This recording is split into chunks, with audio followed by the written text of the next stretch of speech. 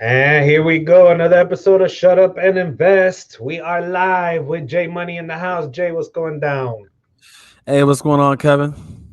Another great Wednesday, man. Beautiful day. How's the weather out there? You got a sweatshirt on you. Is it cold out there?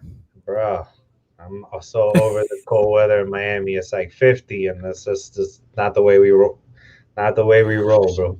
Yeah, I saw the Timberlands and the goose jackets and the Scully caps was out on South Beach. Listen, speaking of South Beach, I'm gonna get into that in a second. But for those of you joining us for the first time, welcome to the show. Today we're gonna be talking about a bunch of common questions we're getting, all the top questions. Also, we'll have questions for people listening live. You can go ahead and tune into YouTube. You can tune into Facebook. Look up Shut Up and Invest, and you guys can join the conversation at any time.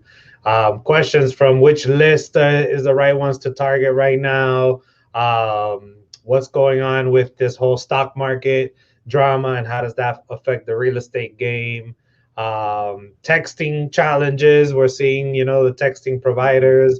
Facebook has changed their Facebook ads privacy situation on Apple iPhones and retargeting advertising. We could talk about how that works and how that affects marketing in the real estate space. We got Ken in the house saying, "What's up? What's going on, Ken?" Ken, if you got questions today, What's up, today's the Ken? day. Today's the day to hit us with as many questions as you guys want. But let's go back to the South Beach thing. Listen, the South Beach has been getting crazy since the I mean, for the last couple years, the tourism has blown up there. The locals Mm, pretty much don't even hang out there anymore, mm. and it's become, Never. yeah, man, and it's become a bunch of drama. There's always like somebody getting robbed or like shooting or like fights. And like, what happened to the South Beach that I grew up with, where it was hanging out, right on the strip, Ocean Drive, the beach with a cool drink in your hand, everybody in bikinis and board shorts. Like, that right now has been tainted, my friend. Like, in the last week, Man, there's been like three issues, three dramas there. It's like uh, during the week, daytime is cool. daytime during the Daytime is week, you're cool. cool. Daytime, weekend, I don't even go there no more, bro. Well, it's funny, right? Because we if you're from Miami, you don't go to South Beach hardly ever, right? Whenever somebody comes to town, they want to go to the beach. It's like, dude, I don't go to the beach. I'll go to the actual beach during the day, but to hang out on the beach, at nighttime, never. But yeah, I saw something happen on 7th and Washington, which is funny. 7th and Washington was my old stomping ground. Like when I first moved down to South Beach in 0405, there's a nightclub. That was my whole little block. I was on Washington Avenue right there from like 6th to like 9th Street. And it was always a little bit iffy on that little block. It always was. But yeah, I saw there's been a lot of drama going on down there lately. Yeah, yeah, yeah. If you guys are coming to Miami, it's still safe. I wouldn't suggest probably hanging out like that on South Beach at night, or even on the weekend. But Miami's got now so many other places. Plus, and when you go to Miami, you want to Mhm. get on the boats.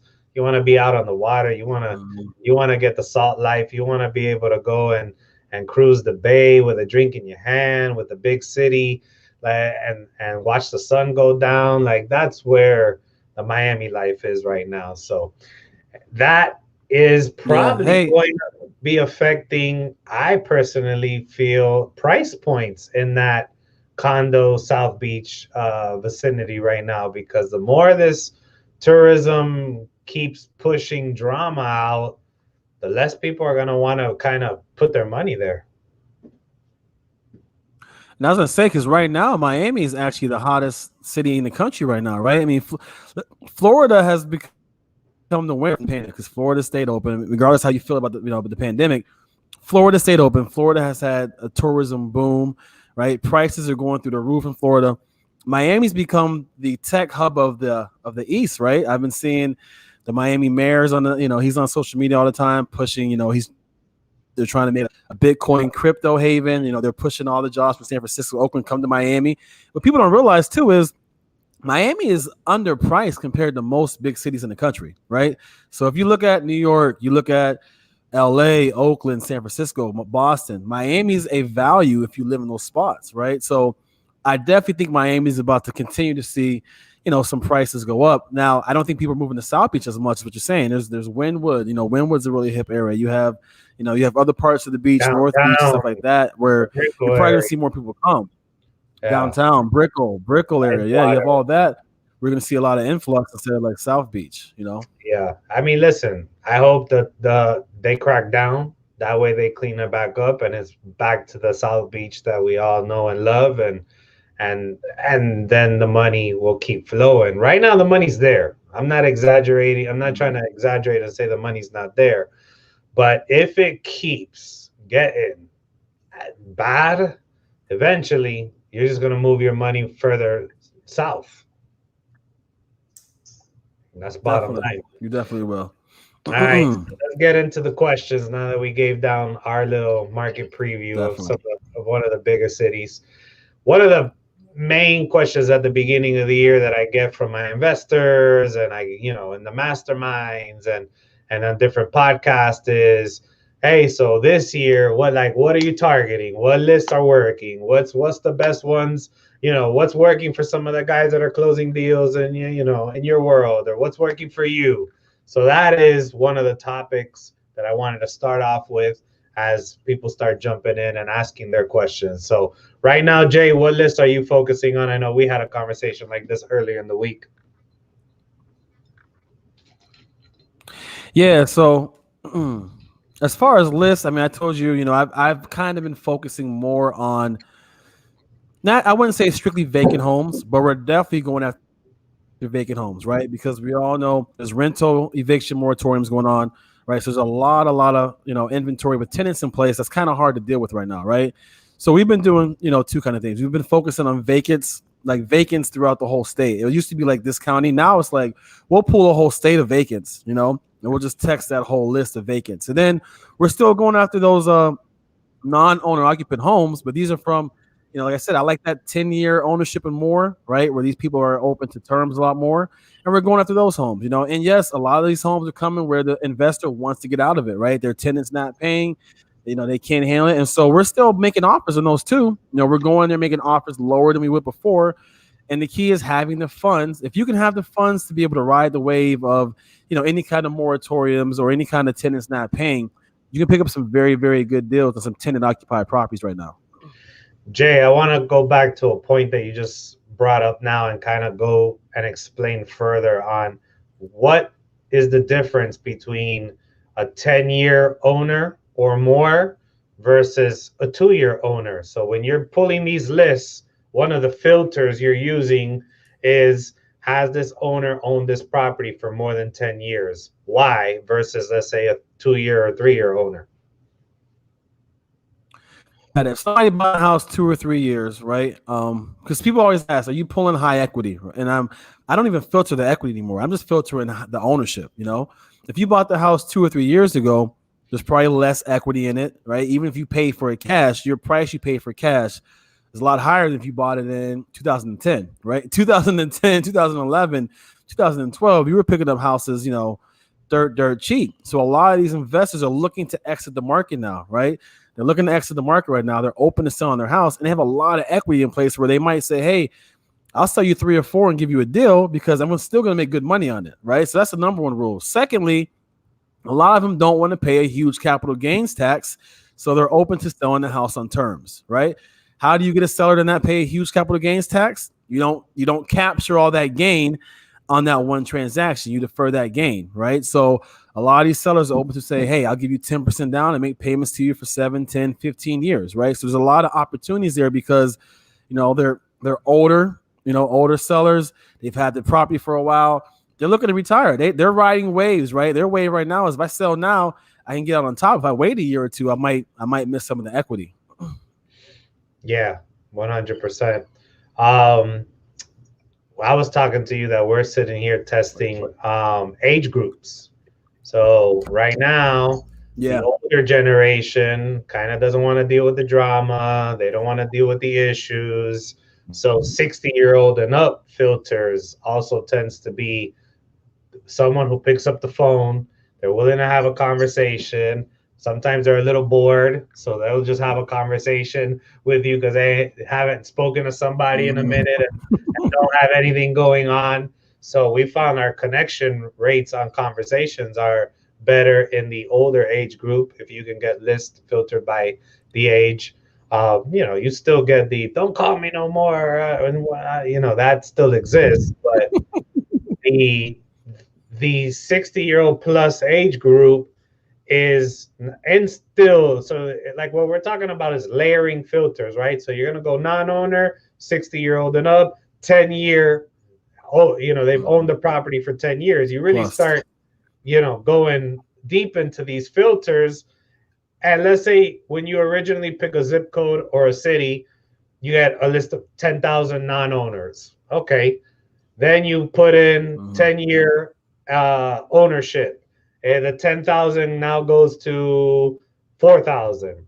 And then you put in 60-year-old and up filter. Now the 4,000 goes to 1,800. Well, that 1,800 is super niche and super focused, that if you focus there first, then you're going to be able to say, all right, does this work better than my vacant list that I'm targeting, vacant 10-year ownership or more? And that's how you start to kind of look at your business. And I don't know about you, Jay, but in different years and different times of year, some lists perform better than other lists. Some campaigns perform better than other campaigns. So this conversation is a conversation that I feel that always needs to happen on like a quarterly to semi-annual basis, because it's interesting to see, depending on what market you're in, depending on what you're targeting, depending on what your business and campaign and how you're targeting them, it kind of fluctuates. Yeah. One thing you said too that is so funny is like the conversation, right? When you're talking to someone 60 and plus, I love having those conversations, right? Sometimes I'll call an investor, who's been investing since the 80s, and you'll have a 25, 30-minute conversation, and they'll drop so many gems on just investing in life in that conversation that it's worth it, right? They might even want to sell the house, but it's like, dude, I just had the greatest conversation of my life with this seller, so I always tell people that are afraid to call, just pick the phone, because just those conversations is gonna prepare you more for investing, right? And it's just, to me, it's fun. That's why I still make phone calls. It's just fun. I love those conversations. Yeah. That's one thing we're doing too. You get lists and they get a little tired, they get a little old, and you just try to tweak things to see, okay, what can I tweak to find, what's going to bring me more return back. Yeah. Now, human psychology. Every time I'm thinking about, what are we talking about here?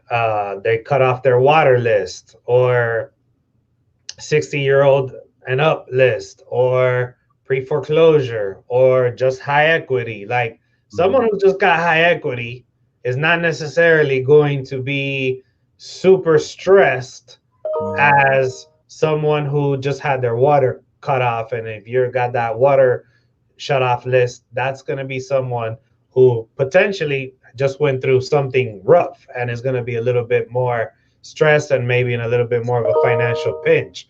A 60-year-old and up target just might be a little frustrated and tired, but they don't necessarily always have a tough financial situation, or they may have a health issue. Like, you start to kind of create these avatars and these like potential, situations to say, what empathy, what am I going to be mentally prepared to talk about here in the conversation? Where stages in the life these people are, and what can they be kind of feeling? And I think your conversations and your marketing and your approach need to have that in mind, depending on which list you're focusing. But every list still converts. Yeah, I mean, I was gonna say that every list we have, we still get leads from, right? I think that the main key what we're saying right now about these different filters is, you're talking, right? When I'm doing text marketing is cheap, and it's like you just do a big bucket, right? Let's just throw them all in a big bucket, right? So I'm doing text marketing. I might do, all non-owner occupant, all high equity, right? Because I'm gonna get a huge number. But if I'm doing direct mail, I'm not trying to mail to that whole list, right? I get very, very niche in direct mail because it costs me a lot more money to send mail than it does the text. That's huge right there. That's 100%. Depending on what type of campaign should be deciding how niche and how specific you go. I couldn't agree with you more. Now you mentioned something about targeting non-owners and the challenge of a lot of them that do not have a tenant that's paying them right now, but is occupying the property. If they can't evict them, or if their eviction process is really backed up, is this something that we're interested in taking on? And that is I mean, we could do a whole show about that topic because let's say you have a very motivated seller, especially because they may have forbearance on there, but as soon as it's going to run out and this person's not going to pay them and their evictions don't look like it's going to happen anytime soon. Okay, cool. I'm willing to sell you this. Now you as a buyer, are you willing to take on a property with a potential tenant that you're going to have to evict at some point? How do we approach this? What's the mindset? What's the negotiation look like? And what are the potential pitfalls? And also, what are the potential profits? Yeah. I think this comes down to that. We always talk about having that war chest, right? That war chest we have on the side is for times like this, right? So like whenever there's any kind of disruption in like the normal market where you can find a niche where there's a lot of possibilities. Because let's be honest, there's a lot of investors with 1 or 2 homes, right? And they can't take 1 month without a missed payment from their tenant, right? So there's a huge, I'm talking to probably 5 or 6 right now in that same situation where they can't take anymore. They just need to get out, so they're willing to get out however they can. Some are becoming short sales with the bank because there's a mortgage in place, right? So the bank's accepting the short sale for us to take it lower. Some are free and clear and they're ready to walk away at a lower price, right? Some are, there's a mortgage in place and they'll do subject to because they're very, very, motivated, right? So I went dark again. There's definitely possibilities and like a lot of profit out there in these. It comes down, can you weather the storm, right? Have you prepared your business to the point, and me and Kevin talk about this all the time, where we've always been waiting for that moment where it's going to be stuff on sale, right? Is your business ready to where you can go out there and buy these deals and be able to weather the storm? Because all you got to do is this: the moratoriums will end, right? They will end at some point. Can you hold on to that house, cover your payments, or pay for it with cash as long as it takes for them to end so you can get some income back in there? If you can, then you approach each deal, right? The ARVs and the prices of homes right now are still going up. So you know what the house is worth, you know what the rents are worth. The rents are still going up if you find a tenant who can pay. It's just, can you weather the storm with that tenant that's not paying until you get to that point? If you can, then I say take the deal down. And that's what we're doing. Now, the pitfalls are the moratoriums get extended and you're dealt with a house that you can never get a tenant out of place, because the tenants that are sitting in these houses are smart too. They know what their rights are.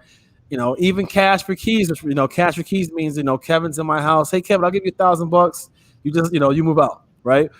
A lot of them don't want to do that because they can't find another place, because that next landlord is doing what? He's being extra careful on, where's your job coming from? Where's your income? Oh, okay. No, I'm not going to rent you the house, right? So that is the pitfall, that you might have to be holding this for a long time before you can get income into it. But, if your business is finance where you can do it that way, there's deals and I would jump on them. Yeah, that's a great point. Cash for keys, which is a very popular technique that we use to get people out without having to go through the eviction process, is not working as well as it used to, because they know they can sit on there for another 6 months. So either you're going to have to pay me a pretty penny to move, which if I'm getting a property at a deep enough discount, am I willing to give the guy 5-10 grand to get the hell out of there? Before, 500, 1,000, 2,000, depending on which market you're in and what your price points are, that used to be attractive. They know right now that they can play the game and sit on it, and $1,000 isn't as attractive as it was. But now maybe 5 to 10 grand is a whole different situation. So the real question becomes, when I'm negotiating these price points, and I know I have a frustrated landlord who may even potentially be out of state landlord that's not being able to get these payments. All right, hey, I'm willing to take on this headache you and I both know that this could be for the rest of the year, if not more, God Yeah. forbid. So this price needs to be worth it. This price needs to be worth it. And now I should be able to get deeper discounts than I was pre-pandemic on these properties because there's a lot of people that know this can go for the rest of the year and they rather cut their losses and get something and not deal with the headache. There's people that will just out of frustration and out of anger just say, I just want out because I can't believe there's somebody staying in my property, the nerve, not paying me, and et cetera, et cetera. And what Jay said is 100% true. These people, a lot of the times, are not necessarily shysters, even though we kind of feel that way and look at them in that way sometimes when they're not paying. And there's a lot of them that are, but there's a lot of people that are like, where am I going to go? I'm currently not working. No one's going to rent to me. I don't have family. Where else am I going to go? I'm stuck. And that's kind of Yeah. why they've created this, halt in the eviction process because there is a handful, a certain percentage that they truly are stuck. But there is still a ton of them that just want to take advantage and they're just not going to pay rent. And they're just going to sit there and stack their money and, go on vacation instead of paying their rent. And Yeah. bottom line of those Definitely. deals, Yeah. negotiate the hell out of them, get a discount that's worth taking it on. Don't just completely dismiss it, but you got to have the cash flow to hold on to it for sure. 100%. Yep. And like you said too, these sellers know the situation. They understand that it's not easy to sell this house right now with a tenant in place is not paying, right? So they know that. So just bring that up to them. Like make sure that they understand it because they already do, And so they understand that, hey, I'm not going to be able to get what I could have got before the situation happened. Right. We got Ken asking, how would you guys go about buying a house from a seller with a property manager in their ear? My seller lives out of state and uses a property manager. It's a very good scenario, Ken.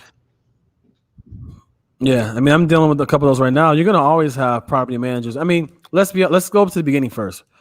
Property managers are a very, very good source, right? If you can become cool with property managers, they will funnel you deals because they have a list of investors who, when they want to sell, the first person who knows is the property manager. So don't look at them as a negative, right?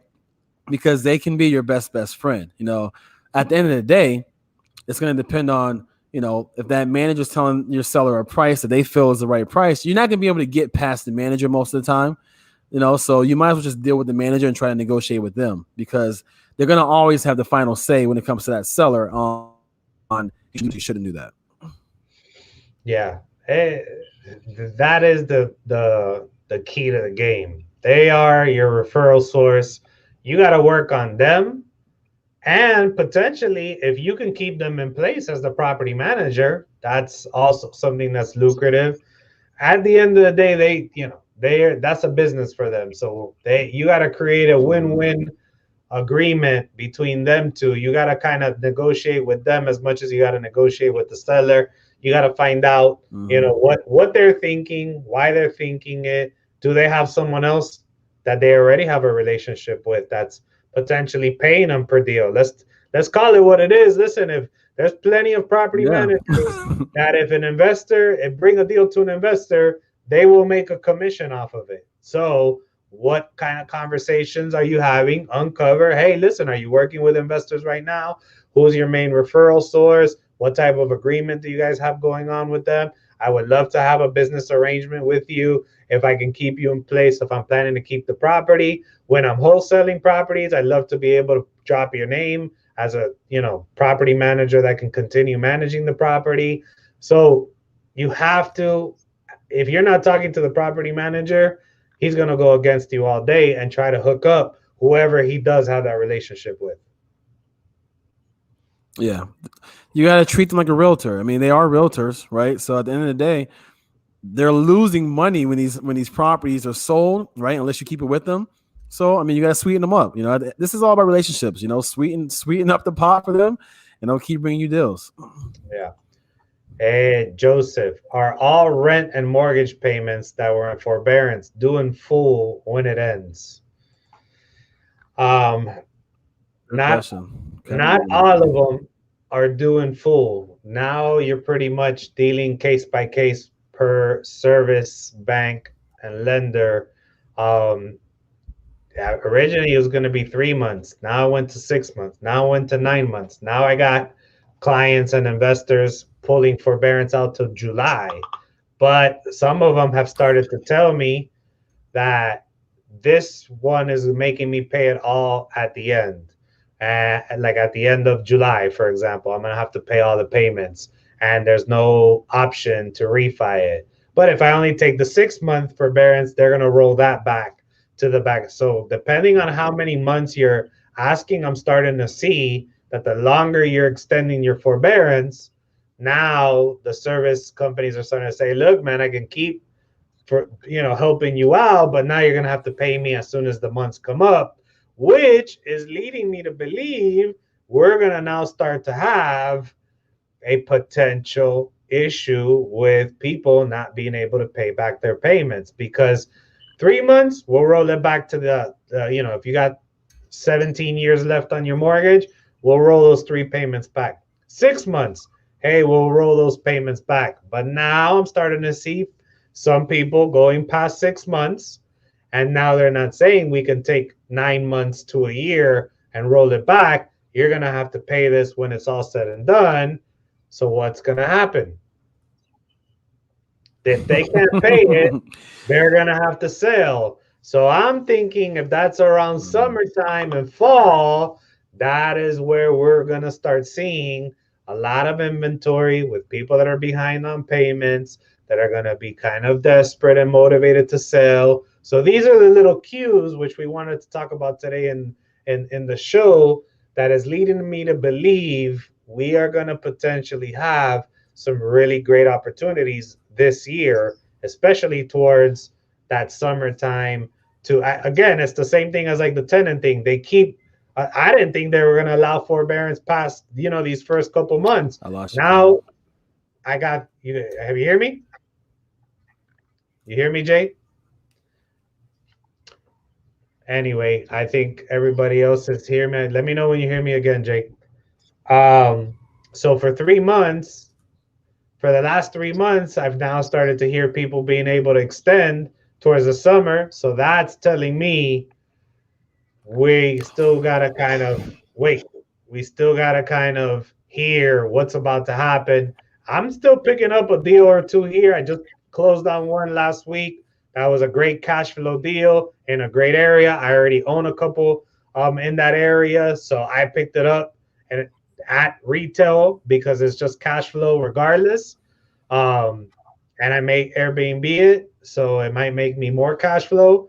But overall, for the other couple deals that I'm looking for a nice fourplex. I'm looking for a single family house with a pool and garage, and I'm waiting on that. I'm sitting before I move on that because of these stories. Yeah. That's what we've been talking about. I mean, we definitely know that there's some stress going on, in the mortgage industry, and it's just kind of seeing. I guess it's kind of seeing what are the banks going to do, right? Like, because we know banks don't want houses. I mean, the last thing banks want to do is have a bunch of houses again. So, how lenient, how cooperative will the banks be with these individuals when this is all said and done? Because we already know me and you talk to enough people. You're on the front line. You know what's going on with the mortgage industry. I'm talking to enough investors and homeowners who we can hear what they're saying. At the end of the day, as soon as things are lifted, it goes back to normal. Then what happens, right? So just kind of waiting it out because there's going to be, again, we're buying deals now. We're looking for deals, but we're also saying we're not chasing deals because there's going to be better deals in 6 months, Correct. Isaiah is asking, what do you think about calling Section 8 landlords for motivated seller leads? So Section 8 has guaranteed rent. Yes. Yeah. I love Section 8. I mean, I talked to a seller yesterday. We got a property locked up, and I didn't know the tenant was on Section 8. He told me the tenant was moving. He was like, hey, you want me to transfer to Section 8 to you until she moves? I said, oh, if she's on Section 8, we'll keep her in there. If it's Section 8, it's guaranteed. I mean, it gets no better than Section 8 right now when it comes to tenants. So, anytime I hear Section 8 tenant, we're all about that. Correct. So Section 8 is guaranteed rent. Now, will you have luck finding a lot of motivated sellers who are getting Section 8? Well, they're not feeling the financial crunch. So they may have a different motivation. So I'm not saying don't focus on talking to owners that have Section 8 tenants in there, but they may not have the same financial crunch, and you're not going to be able to potentially get the same type of deal from a landlord who's got a tenant in there who hasn't paid them in the last 6 months, and that person's really feeling the financial crunch, especially if their forbearance is, especially if they're calling and they're saying, "Can I get more months of my forbearance?" And their lender saying, "Well, I'll give you till June, but you're gonna have to pay me everything back." So now this investor's like, "Do I want to? Do I want to? I mean, I'll take it right now because I got no choice because I'm not getting paid." But now he's saying, from now until June, I got to figure this out because let's say all these months is going to be 12, 13, 14, 15, $18,000. And if this person doesn't pay me this money and I don't have my reserves, I don't have my war chest, what am I going to do? Mm-hmm. Yeah. People with Section 8 tenants aren't necessarily in that predicament because they've been getting the checks directly from the government. So still target them. Yeah. But goes back to what we originally talked about at the beginning of the show. The psychology is different between that landlord versus a landlord who has Section 8. Be ready to uncover a different motivation because 9 out of 10 times it won't be, "Oh, my tenant's not paying me." It's got to be something else. Definitely. Yep. Definitely. Now, Jay, a lot of craziness. We kind of touched on it a little bit last week, but more has been revealed. A lot of craziness in the stock market right now. Stock market's going crazy, man. It was crazy. I mean, last week I was love crazy. it. I love it. I love it. I'm very, very little invested in the stock market. I mean, I'm a crypto guy. Buy Bitcoin, buy Ethereum, buy precious metals. I did buy some AMC. So I kind of know about how Robinhood kind of screwed people over on that. But at the end of the day, all that stuff as a real estate investor is a positive, right? Because if the stocks are getting hammered and people are not trusting stocks and they're not trusting that and not trusting this thing, right? At the end of the day, people have to put their money to play, right? It's like when we had Chris Nagel on, money's energy. It has to move around. If you have money, you don't want to sit it in the bank and just have it sit there. It rots. It sits, right? And our dollar is becoming devalued every single day. All right. We've been saying this since last year, Kevin. The dollar is losing value every day, right? Stock market's not being able to be trusted. People aren't comfortable with crypto. They want a definite return on their money. That's where you go out and you raise private money. Private money to buy real estate is a definite return on your money. So every time something happens, like it's a benefit. And like when the stock market goes up, I'll have lenders who say, "Hey, I got money in the stock market right now. I'm trying to ride this wave. I'll call you back like a week and a half," right? When there's some kind of uncertainty in the stock market, it's a benefit to us as far as raising private money. 100%. Moral of the story, use this to talk to people and raise money. Because right now, real estate is looking sexy. And literally in your conversation, you need to mention how dirty, manipulating, funds and all these things in the market are causing the issues that's having. That's why you play in this space. And people will say, "Yeah, that makes sense. You know what? I need to start moving my money, or I need to start putting my money." And then that's when you're going to have the opportunities. Guys, if you currently don't have opportunities, that's where you reach out to us. We can partner on deals together. We have opportunities. Our colleagues have opportunities. Our investors in our network have opportunities. And that's where you start to essentially broker deals and make a wholesale fee, make an assignment fee. I talk to so many people that they're like, "Well, I have somebody that potentially maybe looking to invest, but I need to go find the property for them. And then I'm not going to come and talk to them until I have the property." And they're so focused on doing the business from A to Z. And then they forget, "Oh, but let me reach out to Kevin and Jory and the 6 other people that I know, see if they got a deal," because that's an acquisition right there. Hey, you got a deal? Hey, I happen to have a deal right here, this and that. Oh, cool. Let me see if my guy that I just finished having a meeting with or lunch with wants it. And then I can put my, fee on there. And then potentially I may be willing to pay you a commission if you bring me a buyer on that deal. And next thing you know, boom, you close a deal, you make 3, 4, 5, 2, 7. What does it matter? I got a guy down here in South Florida that he does not do acquisitions at all. He just has relationships with everybody else who does acquisitions, and he just focuses on building a buyer's list. And he is doing 200 to 300 sales a year with no acquisitions. Jory finds a property. Jory calls him. Hey, brother, I got another one. Do me a favor. Throw it on your email list. Throw it on your text. Call your buyers on it. Yeah, no problem. And Jory's like, I'll pay you 1,000 on it. No problem. And the guy moves. And that's the beautiful part about his business model, which is like similar to like Keegley's business model. They're only taking a little bit off the top. So they're not being greedy, which is why all these people like to go to him. It's like, I got buyers and I'm cool with 1, 2, 3 grand, commission for moving the property for you. But I'm doing 200 to 300. I mean, do the math. If you're selling 300 units and you're making 2 to 3 grand on each one, you're doing all right. I mean, Kevin, it's the modern day buyer's agent, right? I was a buyer's agent. When I first got into it, I was a buyer's agent. All I did was I found buyers for deals, right? My broker I worked for listed foreclosures, lots of foreclosures, right? I never listed a house ever. I didn't even think about listing a house. I didn't have to pay marketing expenses for listing a house. I didn't have to pay any expenses. I just literally went out there and found buyers and I found deals, right? And it's a great niche to be in. Like, you don't have to lock the deal up. I talked to Joe Ritchie today. Joe Ritchie called me today. He had some buyers that called some bandit signs. He reached out to me about, hey, you have some deals that might fit my buyers. Let me know, right? That's a great niche to be in. If you're having a hard time finding deals, or especially if you don't have the finances right now to go out and market for deals, just find buyers. Buyers are always easier to find in the first place, And but what you said is so key. When I was a buyer's agent, right?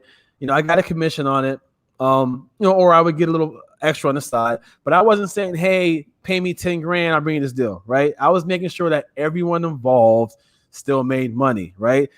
When you become too greedy and your buyers aren't making money, or then this when it becomes an issue. As long as you make a little bit on each deal, that guy's doing 200 deals a year. He's making good money, making a little bit on each deal. So I mean, it's the modern day buyer's agent without having a license. 100%. Speaking of Joe, he's asking for people that's taking forbearance, does that roll over to the new owner? So very good question, Joe. And no, it does not. So if I currently own a property and I'm in forbearance, and let's say for 6 months I didn't make a payment, and I decide to sell to Jory is going to get a new loan, potentially, if he's not buying it cash, with a new bank, and they are going to require for him to start paying. If for whatever reason Jory ends up in a situation, he's got to call that bank and negotiate and see what type of forbearance they offer. And that was the big issue in the mortgage space when all this started. That, hey, do we keep lending money out? Do we keep letting people buy houses? Because what if they buy a house and 2 months later there's a shutdown and their business and their employment gets affected?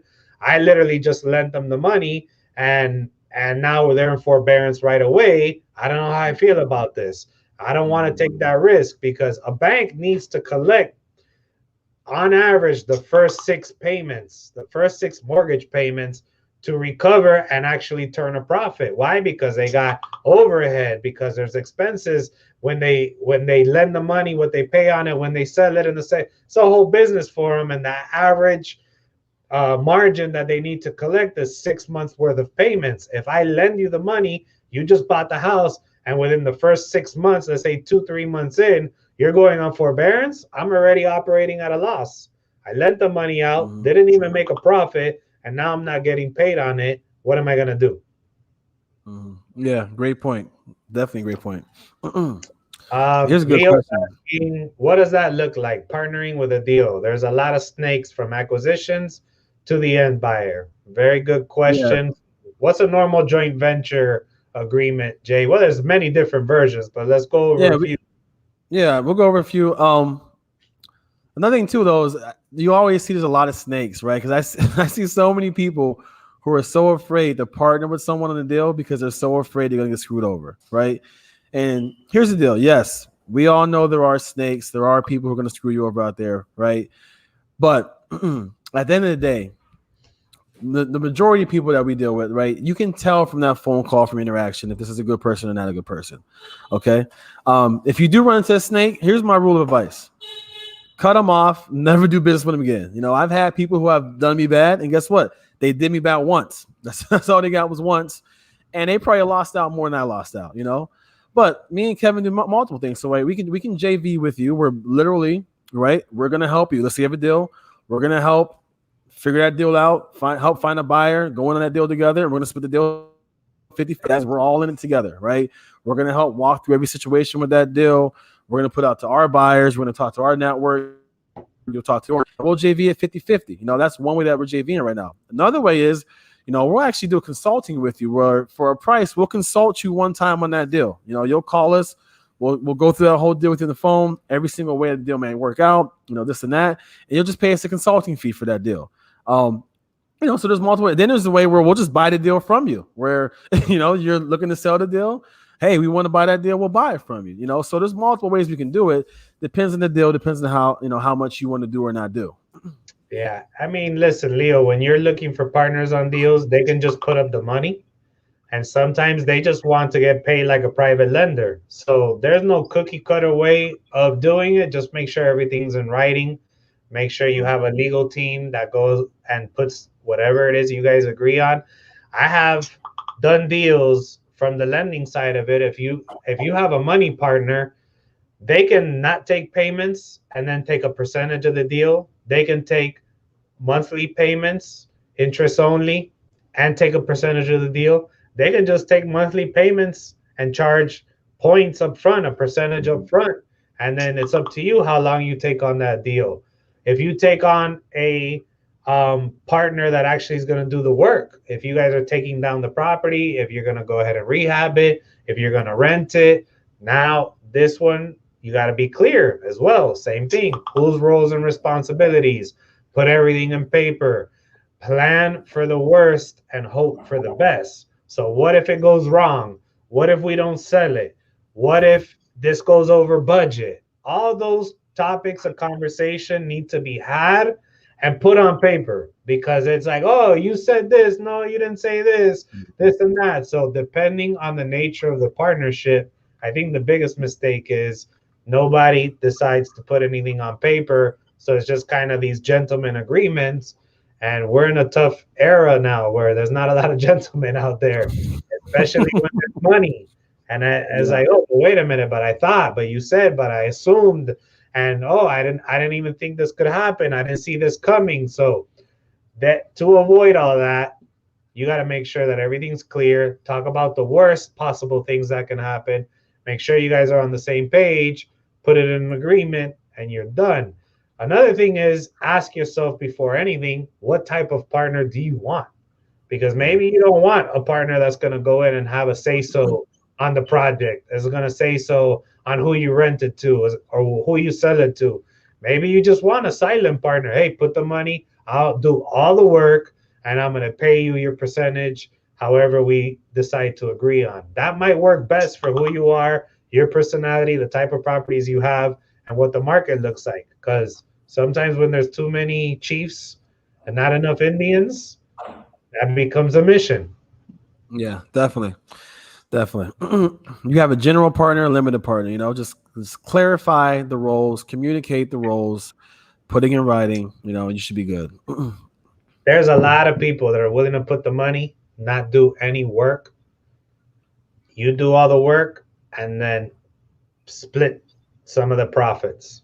So well, I was gonna say that too, Kevin. When you were talking about the when we were talking about the stock market and private investors too, because that right there, a lot of people don't want to own real estate. You know, I just talked to someone this week and they were saying, hey, how can I kind of partner with you?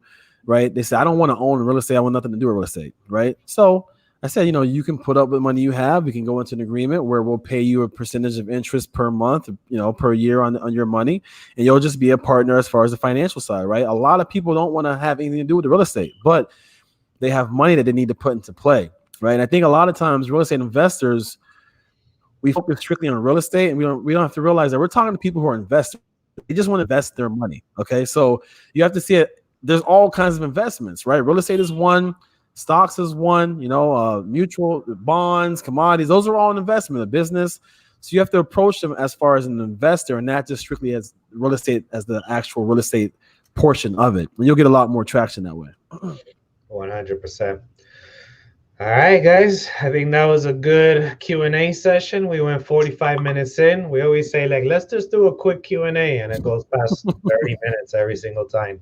We appreciate you guys participating. We appreciate you guys always sending us questions in the Facebook group, sending us questions in the DMs, sending us joint venture opportunities, the deals. Always remember, go to our website. We got the free virtual real estate investing course that you guys can go ahead and download and see. We're always adding to that. We will start communicating and adding more lives into the Facebook group. We're talking about doing a lot of cool things this year. So pay attention. And you got anything on your end, Jay, you want to mention before we wrap up? Just out there, it's a good market right now, guys. So, find those deals, talk to people. Don't be afraid to talk to people. Pick the phone up. All right, send the text. Get things. A lot of things I hear is people just like, I'm so afraid, I'm so shy. Get the experience talking to people. It's going to help your business. It's going to help you in everything you do. So check out the free course. Send us your deals. We're looking to partner. We're looking to buy deals. We're buyers right now. We need more deals. So send them our way. All right, guys. Don't forget. Shut up and invest.